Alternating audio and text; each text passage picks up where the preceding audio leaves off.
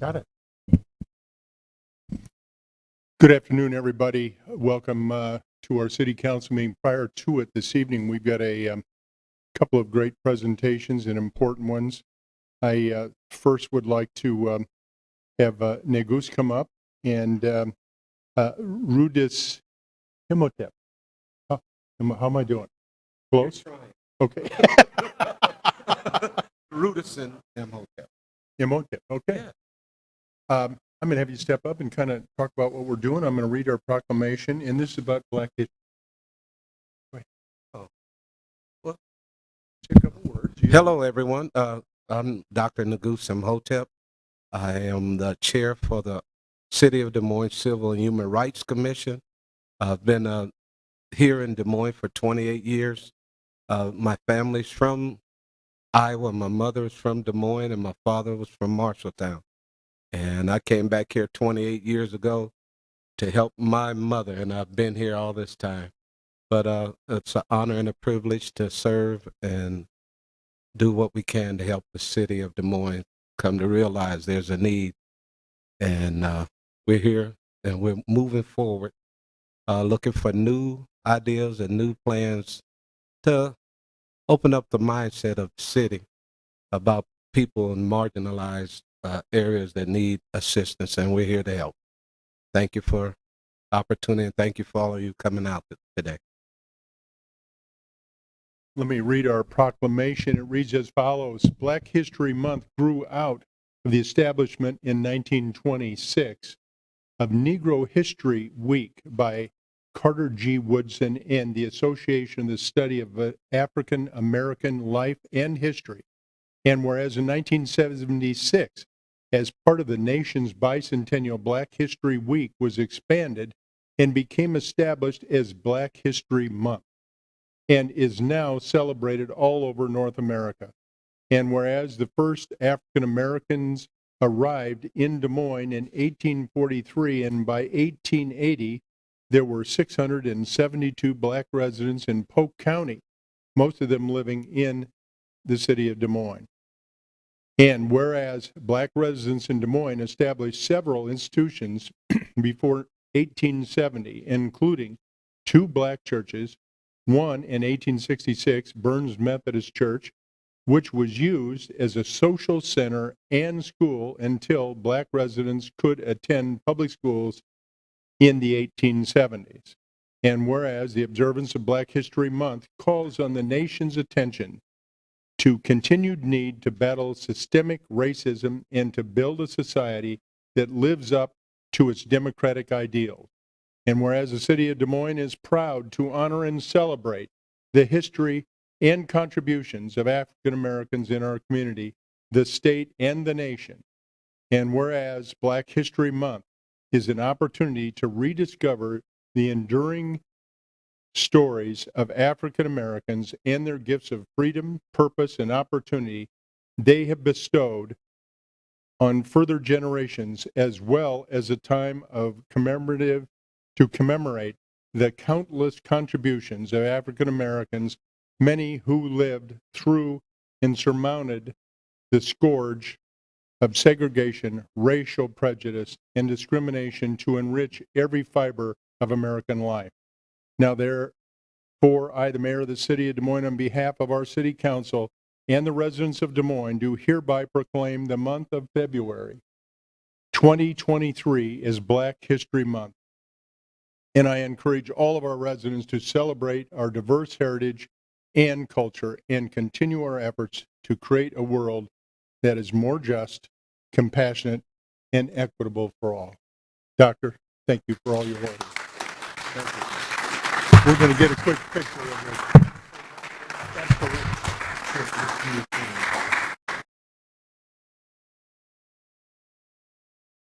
Doctor would like to say another quick word here. I would just like to bring to your attention on February the 21st at the urban campus at DMAC, we'll be having a documentary screening of the late James Baldwin's documentary entitled I Am Not Your Negro. And we invite you all to come out and have an opportunity to watch this documentary and to listen to a panel of people that would bring an interesting discussion to open people's eyes about some of the things that are still here in the United States. Thank you. Good job. Carrie Carney. Come on up, Carrie. We've got another great proclamation that is about Transit Equity Week. And Carrie, would you like to say a couple words? I'm Carrie Carney. I'm the executive director of an organization called 1000 Friends of Iowa, and I'm also a member of the Des Moines Citizen Task Force on Sustainability.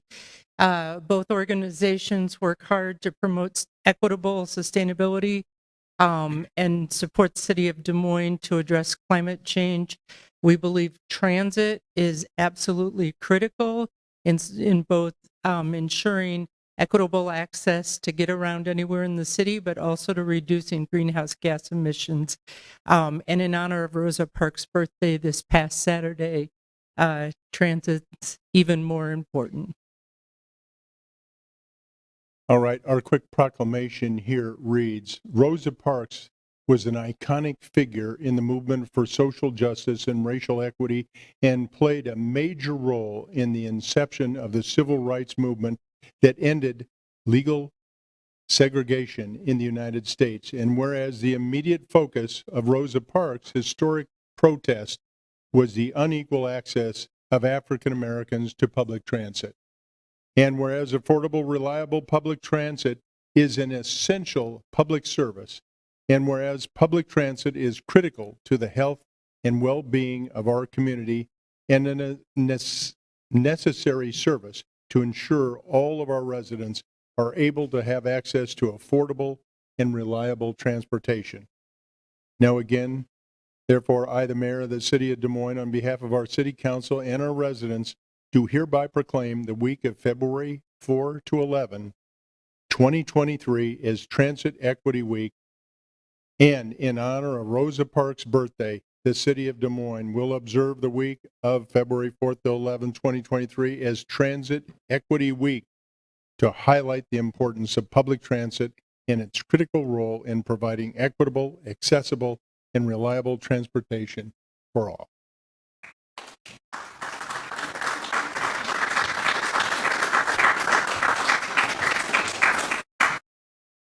Thank you all.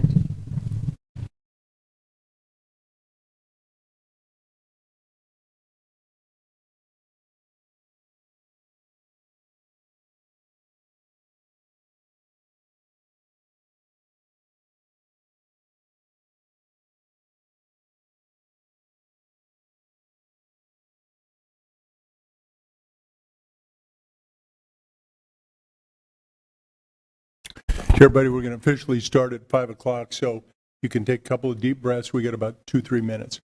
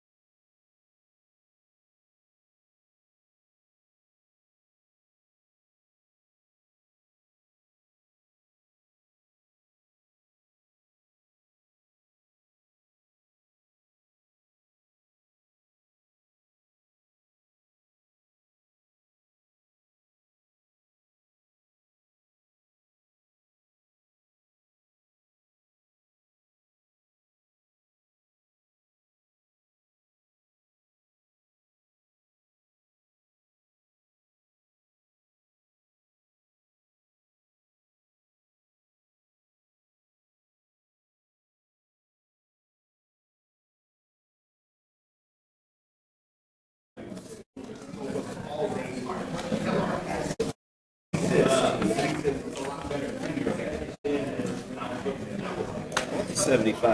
we ready?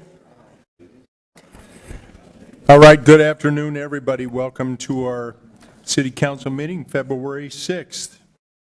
Let's call this meeting to order, and I will ask the clerk to please take roll. County, Here. Boson, Here. Voss, Here.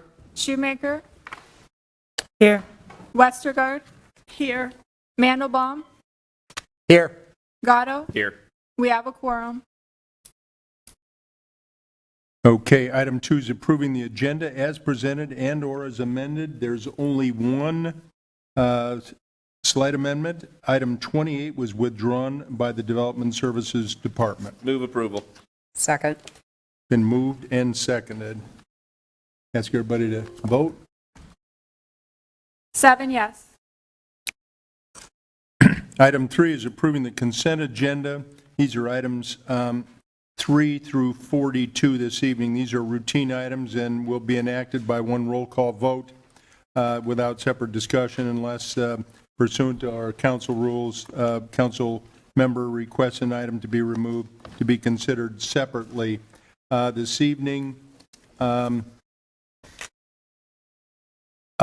I'm voting no on item 5, and Councilmember Shoemaker is voting no on item 32. Move approval. Second. Ask everybody to vote. 7 yes. All right, that takes us straight to our hearings. This evening, our hearing items. For the hearings this evening, we have only one comprehensive plan hearing, one lease purchase hearing, one public improvement hearing, and for all hearings this evening, any interested person may make germane comments at not to exceed 1 minute per person to a maximum of 5 minutes per hearing unless the hearing is ended sooner or failure to make germane comments or when comments cease. As a reminder, on the public improvement hearings, only the comments as to the plans, the specifications, the form of the documents, and the engineer's estimate and the low bidder designation are germane, and all their comments will be considered non-germane. We'll jump right in, and item 43. Item 43 is on a request from the Greater Des Moines Partnership and the City of Des Moines for review and recommendation to adopt the Downtown DSM Future Forward Plan as an element of Plan DSM, creating our Tomorrow Comprehensive Plan. This item was continued from January 23rd, and we had a good update and answered some questions at one of our public things. Any rate, from our meeting January 23rd of 2023. Any comments from the general public?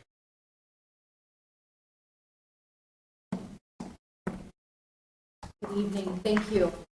I'm Tiffany Tauschek. I'm the COO of the Greater Des Moines Partnership and also wear the hat as president of Downtown DSM Inc. Just want to thank you all for your involvement in this entire process with the Downtown Vision Plan. Thank you, Mayor, for chairing our steering committee. It's been a very comprehensive process. We are very pleased that the Downtown DSM Future Forward Vision Plan and Action Plan has been a very collaborative process. We have a number of community partners who have been involved in this, including some members who are here today to briefly make comments. Those include, obviously, the City of Des Moines, Polk County, Bravo Greater Des Moines, Edge Des Moines, DART, MPO, Downtown Chamber, USDSM, and Operation Downtown. The Downtown Plan is the most comprehensive, inclusive vision plan we've ever had for downtown. We wouldn't be able to do that if not for each of you, your leadership, and the number of others who have been in. We're really excited because we know now is not a time to let up on the gas pedal. We need to continue to focus on downtown and push our downtown forward. We're able to do that with that. I know we have a couple of others who want to very briefly. Next speaker.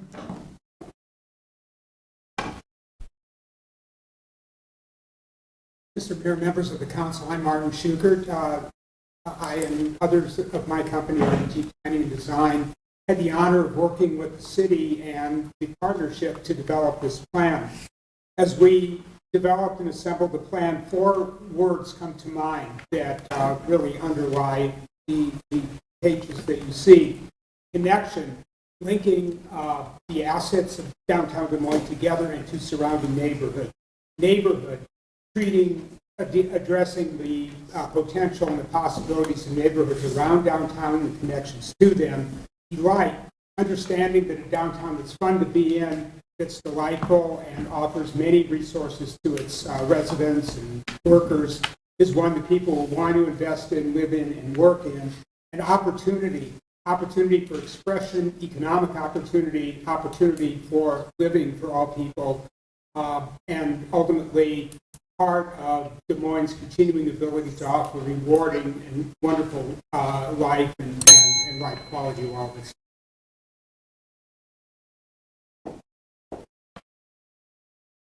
Good evening, Council, for allowing us to speak for a few minutes. I also serve with the mayor and many others on this committee, and what excites me is that everybody had one opinion, and that is if the downtown is strong, so is our region, and nothing is more than that today. And the other thing that I thought was very important is that our neighborhoods that are adjacent to our downtown, we want to connect and really do what we think is dramatic, exciting, and so we had a very diverse group. We had many meetings, lots of surveys, lots of charrettes. Everybody came together, and we really want to do great things for our community. And I think everybody had that same message. We're just excited that we're all on the same page. I hope that you adopt this forward, because that's really what this is about. It's the future forward for our community. And it was exciting from a lot of people. There's a lot of experts, obviously, that were at the table. And, we talked about the skywalks. We talked about parking. There's just a lot of needs. And I know it's going to take a lot of time. But with your help and others, I hope to get there. So thank you for allowing us to speak tonight. And I think it's a dynamic plan that is, we're going to keep our eye on it. Good evening. I'm a rule follower, and I didn't want to go over 1 minute, so I drafted my comments. I'm Sally Dix. I'm Executive Director of Bravo Greater Des Moines, and I am really excited to stand here and see arts, culture, and heritage lifted up in this comprehensive plan. It further calls out the value of the sector to Des Moines' vibrancy, sustainability, and vitality. And it clearly acknowledges that arts and culture are about more than economic development. They are firmly a part of driving people to live, work, play, and visit our region. We all read last week about the incredible success of the region's sports marketing efforts to draw recreational tourism. Completion of the action plan objectives will further establish Des Moines as a tourist-friendly region, but with more to offer than just what's happening on the court. We already know that cultural tourism is a significant driver of tourists to the region. Imagine what the unique projects and priorities in this plan will do to further drive this audience. The Skywalk Revitalization Plan is especially exciting. By adding color, personality, culture, and expression to these elevated spaces, they become more desirable for residents and for downtown workers, and are sure to become a destination for visitors from all over the country. Amplify that by the elements of delight and surprise and all of the objectives outlined, and Des Moines will surely be the destination city that we are all talking about. This plan is visionary, it is aspirational, and it is important. Thank you. Hello, good evening, everyone. Jen Crothers, Capital City Pride, is also on the steering committee for Future Forward. As a part of the marginalized community in Des Moines, one of the things that we highlighted, there's 8,000 people that went through this process and gave us back feedback. As someone that is LGBTQ, is the first time in a long time I felt seen, I felt heard, and that the cultural vibrancy of what we're trying to do in downtown and make everyone actually feel not only welcome but included is very much at the heart of this. And so I would really, really hope that you get behind it. For me, I think about the challenges when we're putting on festivals of 40,000, which is Capital City Pride, and other arts and cultures. If those things are not at the forefront of what we're doing in the planning in the next 10, 20, 30, 40 years of Des Moines, I think we lose that, and we're losing out in the region when we've been a champion. Thank you. All right, great comments. Anybody have a motion? I'll move Been moved and seconded.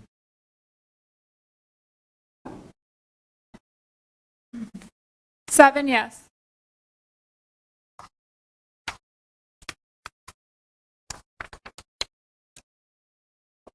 Item 44, on the proposition to authorize a lease purchase agreement in the total principal amount not to exceed $900,000 for the purpose of acquiring certain items of equipment consisting of up to 14 vehicles. Council communication number 23-051. Again, we'll open it up for any germane comments from the general public.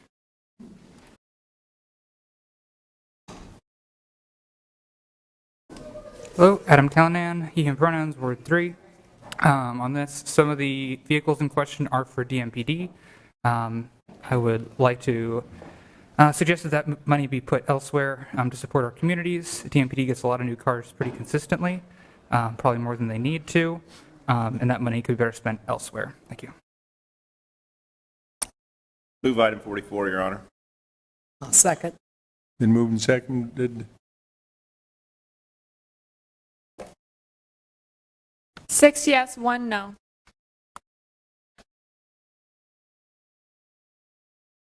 Takes us to item 45. Item 45 is on the Fluor Drive reconstruction Phase 3 from Watrous Avenue to McKinley Avenue. A resolution approving the plans, specifications, form of contract documents, engineer's estimate, receive and file the bids, and designating the lowest responsible bidder as Inroads LLC. Joseph J. Manette is CEO, $7,322,217.50. Council communication number 23-048. A is approval of the contract and bond and permission to sublet. And again, we'll open it up and see if there's anyone from the general public who would like to make comment regarding the documents, engineer's estimate, the low bidder designation. We'll open it up. Anybody? Seeing none, Seeing could none, we get a Mr. motion? Mayor, I'll move item 45 and 45A. Just real quick, Your Honor, I think this is a great project. We do have those flower medians. There's one in particular on this stretch. I've talked to the city manager a little bit about it. Who's planting the flowers in there, or the planting? Because when you try to make a turn, you cannot see the oncoming traffic coming, and so there's just a lot of commercial properties throughout that portion of the corridor. That, I mean, it's very busy. I mean. This is the part between Watrous and McKinley, right? It is. There's the one medium is in front of the Walgreens and Hy-Vee in the little strip area, and as you try to turn, it's difficult to it's see. very difficult to see. So I mean, I don't know if that can even be eliminated right through there, or if we have an agreement that the flowers that are put in there are not tall enough to where you can't see the cars coming, because by the time fall hits, they're so tall that you cannot see the oncoming cars coming through there. And I know we had a discussion. I just thought it'd be best to bring it up in public. And sure. And I've asked Steve to come on in as well. So the rebuilding of those and adding irrigation is part of what the city is paying for and taking care of. right. And then there is private funding, generous donations on the private side that have paid for the plantings. And both the location of the medians and the plantings have been adjusted in areas for better sight views. So Steve, in case there's a delay in what you heard. The plantings have been adjusted so there's better sight view, because right now, it's always been really bad. So for as part of the reconstruction project, we're in these planter areas, we're taking out the soil media, putting in irrigation and a new soil media, and the project is not actually putting the plantings back. So, but with the new design of the architect, it's my understanding that they will be adjusting the design with when there's money for the plantings to get those to And we're not put the site. contributing any of the planting or the money to plant anything through this project on Fluid Drive. Yeah, there's not anything with this project for the plantings to go back, but At yeah. this point, it's not all fully funded either. Right. So there's still private funding to be finished. Yeah, For but when we for did the plantings. we met with the architect who was involved with that. That was a big discussion for all the meetings. All the way down. It's an issue all the way down, even in the north side. Yeah, to when they do that design is to look at the sight lines. So Steve, Sorry, I did notice in the budget that we do have the other medians from McKinley to Army Post also in there. Yep. There's money in the budget. We talked a little bit about that to tear all those out and put irrigation in there. Even when we don't do that road improvement, we're going to do that to the medians. yeah, those have been added to the south as the ones that are south of the project limits. Yeah, but yeah, again, this project does not have the plantings going back. So right now we will be putting irrigation and just the soil media back. But who will have final say on the planting, I guess? Would that be our traffic engineering department that's going to take a look at the height? Are you going to approve it, or someone in your department, or are they just going to be able to put back whatever they want to put back and say, oh, no, it's not tall, it doesn't do the site? Because right now it's bad. Right. And it's been that way for a while. Yeah. It's my understanding our department would have a say in that. As the right-of-way management group. Yep, we would have a say. Okay. And it would have to follow those height requirements that we set. Yep. Mm-hmm. Yep. Did somebody move it already? I'll second it. Thanks, Steve. 7 yes. Thanks. All right, note that it's 5:17, and we'll move on, complete the hearings, and move on to ordinances for second consideration. Item 46 is rezone 810 East Euclid Avenue from N5 Residential District to Limited MX3 Mixed Use District to allow the expansion of the parking lot to the east, the Get and Go, continued from January 23rd, 2023 council meeting. A is the final consideration of this ordinance above, and the waiver is requested by Dennis Flora, president of Get and Go, and requires 6 votes. Council, any thoughts? Yes, Mayor, I would just like to comment, thank you to Get and Go for meeting with the residents.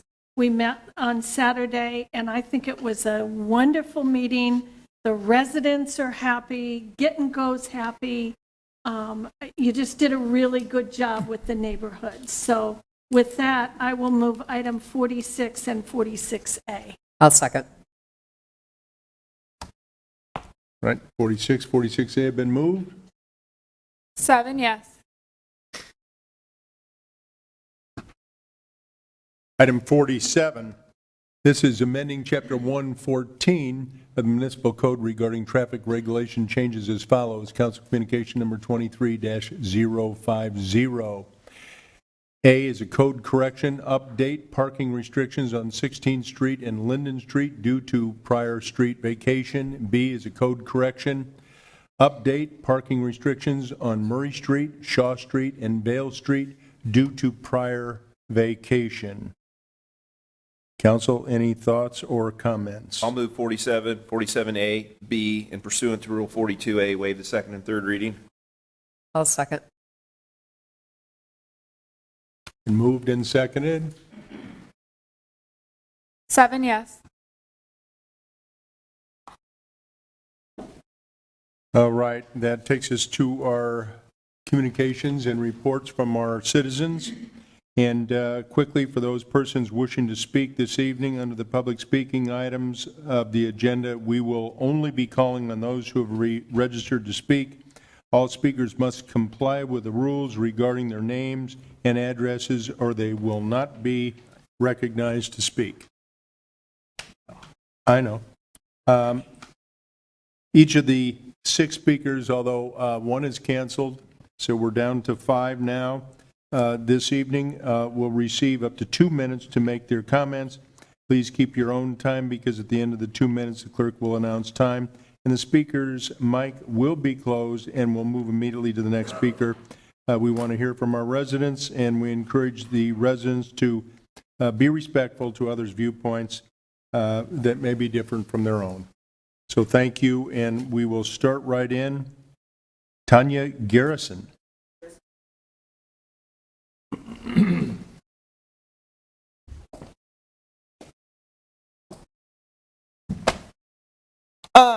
Hi, my name is Tanja Garrison. I came here from California out of Johns Hopkins. I graduated with a PhD from being expelled out of LSU through the sociology program, which I was put in federal protection. Obviously, being home, the strategic plan has failed. Because while my family has been here, we have been through perils in Iowa, provoking a mutiny towards organized corruption from Des Moines Police Department.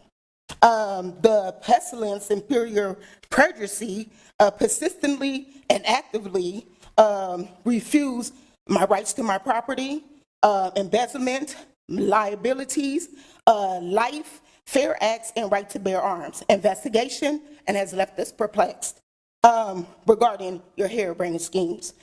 This is horrid, and the decadence under the bureaucracy which has governed the diplomacies, procrastination, and mocking of my livelihood. With the deceit and terrorism opting for any type of resolution. While forced in federal protection, we're mortified regarding the multitude and the neutralization racism that y'all have leaving these policies dormant, and we're basically off of your opinions. And I'm just tired of it. You know, I can't go to my job. I own Nationwide Insurance. I can't walk in without being harassed. I can't go to Methodist. I'm a coordinator there. I can't do my job without being harassed. I can't fire my employees, butchers in the hospital, because I can't do my job because I'm constantly being harassed by the police. You haven't did your job. I came down here under an alias of Dominique Dawes. My real name is Tanja Garrison. I'm born and raised here. Why am I having all these problems? I've put in numerous complaints with the, what is that, federal, well, that's it, but I got notes. So I ain't got time. Adam Callanan.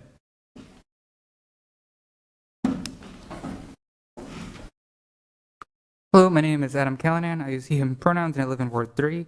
I'm going to talk about the recent rule changes that were passed last week. This is one of many times part of a pattern of rule changes in retaliation by the Des Moines City Council. This was rule change to rule number 11 about agenda deadlines. It was specifically about how council members can put items on the agenda. This rule had actually been changed previously on May 10th of 2021. With additional things added to it as well to restrict the ways that council members can add agenda items to agendas. It needs to stop. It's also been a year since there was a rule change restricting what a council member could do against council member Shoemaker. I want to talk about how these rule changes and others have been whittling down the democratic processes of the city over time. These build more trust issues with the city because we keep taking away the right ways, quote unquote, right ways for people to interact with their city. I also wanted to point out that we had people here earlier, and I'm glad they were here. I'm glad they were able to speak from the Des Moines Partnership or with the Des Moines Partnership. They were given a chance to speak over their time. We see that people who are speaking, especially people that are criticizing the Des Moines Police Department, are cut off right at their time. Last meeting as well, we had somebody who unfortunately, Des Moines Police Department basically ran a car in a high-speed chase allegedly through her house, and she was also just cut off right at the 2 minutes. It's really disrespectful, and the city should be trying to listen to people more, allowing people to speak more, and allowing those processes to take place and not just retaliating and using the rules they can to punish and limit people. Thank you. Here, here. Kim Weeks. Kim Weeks.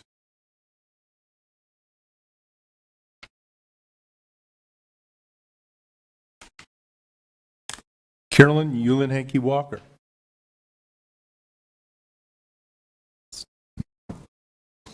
Joanne. She wanted to switch.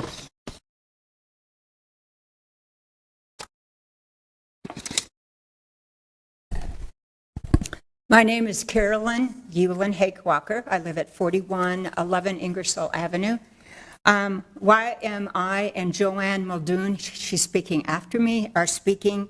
We are representing Women's International League for Peace and Freedom, and at this time we are championing this spring a small but growing movement in the Midwest that is here to save insects, especially pollinators like bees, butterflies, and beetles. Why are we trying to save insects rather than polar bears or lions or orangutans?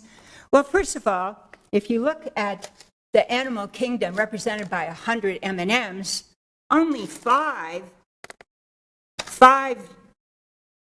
are vertebrates, which are mammals, fish, reptiles, amphibians, and birds. And then 15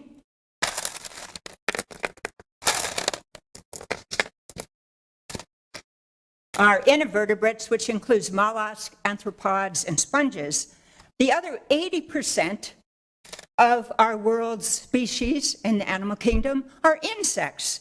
So that's why we're trying to look at this time, because insects support all of our ecosystems. They are a part of every food chain on the planet. And they are declining rapidly across the US, Europe, and the rest of the world, including the pollinators, bees, butterflies, and beetles. They need our help, especially in the spring, because they're coming out of migration and hibernation, and food is very critical at that time.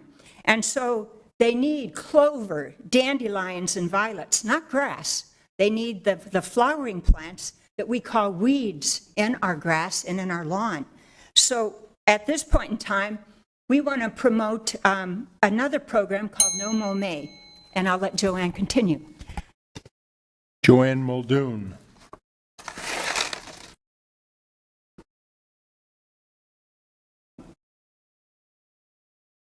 Joanne Muldoon, 1338 18th Street in Des Moines. Council members and mayor, thank you for listening to Carolyn and I today and for considering adding to the city grass and weed ordinance provisions for residents to not mow before June. Doing so can make spring lawns a much-needed haven for distressed native pollinators. We would like to ask the City Council, in addition, to take an additional step beyond merely allowing residents to not mow, but to actively encourage them to mow less. We're asking the city to adopt a proclamation that encourages landowners to participate in the international No Mow May initiative. Resolutions within the city's No Mow May proclamation should encourage residents to not mow any of their lawn, or at least not mow a designated section of it in the spring. And if they choose to cut their grass before June 1, to leave it longer and to mow less frequently. As a next step, replace at least some parts of their non-native grass and flower beds with native pollinator-friendly grasses and flowers. To encourage residents participating in No Mow May to talk with their neighbors about why they are mowing less and to encourage their neighbors to do the same, we want to grow additional pollinator-friendly yards, neighbor to neighbor, one lawn at a time. We ask the city to create a web page where No Mow May participants can download printable window and yard signs and printable material to use as talking points for their neighbors, and to register their property as a No Mow May lawn. We want neighbors of participants to know that No Mow May is an intentional and vital ecosystem-friendly initiative. In adopting a No Mow May proclamation, the city can be part of a low-cost, high-impact, high-visibility effort that will move us in important, measurable ways to achieving our long-term sustainable goals and help our little native pollinators. All right, could we have a motion? Move to receive and file items 48A through F. All right. Been moved and seconded. 7 yes. Passes. Want to thank everybody for attending this evening. Could we get a motion to adjourn? So moved. Moved and seconded. All in favor, say aye. Opposed? We sit adjourned. Thank you all for attending.